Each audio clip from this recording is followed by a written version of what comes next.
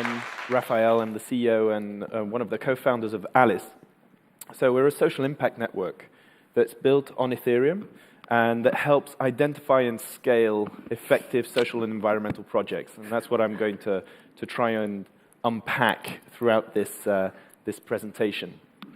So basically, the way that we're achieving that goal is that we're creating incentives using smart contracts to ensure that charities and non-profits are transparent about their impact and provide their impact data, make sure that that impact data is reliable and truthful, and then we have a whole load of incentives to help people crunch through that data and surface the most effective projects.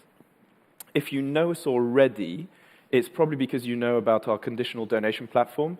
This is something that we rolled out last year with the first pilot project to help homeless people in London find accommodation and deal with mental and physical health issues. It was run by a charity called St. Mungo's, a homelessness charity. And the reason for which we created this donation platform is because there has been a trend recently of a loss of public trust in the charity sector. So people are becoming increasingly cynical about how their money is being used and what charities are doing with it. So the way that it works is that when you give to a project on Alice, that money doesn't go straight away to the charity. Actually, it gets held in escrow, it gets frozen in a smart contract. And it's only when the charity can demonstrate that it's achieved its goals that money gets paid out. So once the money has come in, the charity can start working on the outcomes. In the pilot project, for example, St. Mungo's was working really closely with all these homeless people, guiding them through the process of finding a flat, of dealing with their mental health issues, sending them to rehab, helping them kick their substance abuse habits, etc. But crucially, it's only when the actual goals were validated that they received the money. So in the case of the pilot, again, it was someone at the Greater London Authority, the local government of London, the housing team there, that looked through the rental agreements, looked through the notes that were sent from the rehab centers, etc., that the money was triggered. And the cool thing is that when you were a donor, you'd get a little message also saying that what your money has been used for and what the charity got it for. But we're not just about donations. So we go way beyond donations. Donations are only a means to an end. And actually now we're working on the next bits of the protocol that are going to make that whole process of gathering impact data more efficient. And the first step is going to be building an impact investment module. So impact investors are basically investors that have a double bottom line.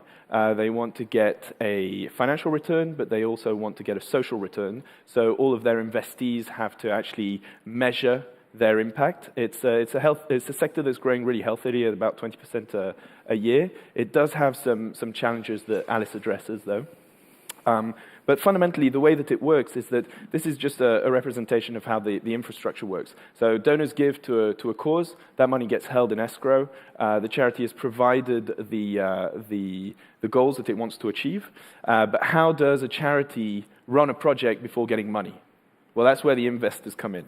So they provide that working capital. They provide the seed funding so that the charity has the money, that it can go ahead and run the project.